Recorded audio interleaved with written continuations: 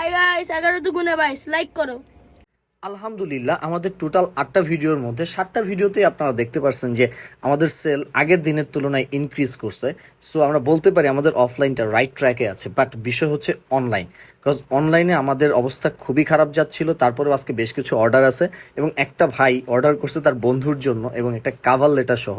সেই কাভার লেটারটা আমি নিজে হাতে লিখে তাকে পাঠাইছি। আমি জানি না কতটুকু সুন্দর করে লিখে পাঠাইতে বলছি, বাট ভাইয়ের যে মেসেজটা ছিল সেই মেসেজটাই জাস্ট আমি লিখে তাকে দিয়ে দিছি। এরপরে আমার যাওয়া হয়েছিল সাভার ইপিজেড এরিয়াতে।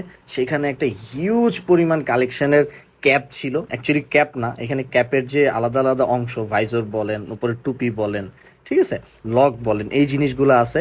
এই জিনিসগুলো আমি দেখতে গেছিলাম, কোয়ালিটি অনেক ভালো এক্সপোর্টের, বাট আনফর্চুনেটলি এগুলো স্টিচ করা নাই।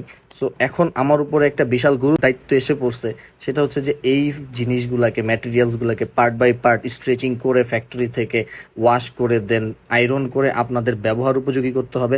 আমি জানি না কতটুকু পারবো। সো এটা হইতে হইতে এদিকে আমার প্রোডাক্টগুলো অলরেডি ডেলিভারি হয়ে গেছে। ডেলিভারি হয়ে গেছে মানে হচ্ছে এটা আমার ডেলিভারি বয় এসে নিয়ে গেছে এবং এটা ইনশাল্লাহ 48 থেকে 72 ঘন্টার মধ্যে আপনাদের হাতে চলে যাবে। ইনসাইড ঢাকা 48, আউটসাইড ঢাকা 72, এর আগেই হয় নর্মালি।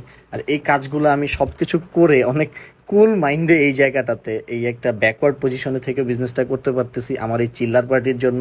এরা আমাকে অনেক কেয়ার করে, তাদের কাছে আমি অনেক কিছু, কিন্তু আমি বাস্তবে হয়তো এত কিছু না, বাট দে লাভ মি। আর এরপরে আমার ব্যাকএন্ডের কাজে আমি খুবই বিজি ছিলাম, কজ বুস্ট চলতেছে, বাট এতটুকু আমরা এক্সপেক্টেড রেজাল্ট পাচ্ছিলাম না, তাই আবার এটার উপরে কাজ করতেছিলাম। কালকের কাজগুলো খুব ইম্পর্টেন্ট, আমাকে আবার প্রোডাক্ট কালেক্ট করতে হবে, ভেন্ডর কালেক্ট করতে হবে, কোনো একটা ফ্যাক্টরি ম্যানেজ করে তাকে বুঝাইতে হবে প্রোডাক্ট। সো হিউজ প্রেশার আছে, আই ডোন্ট নো আমি কতটুকু পারবো। দোয়া করবেন। আসসালামু আলাইকুম।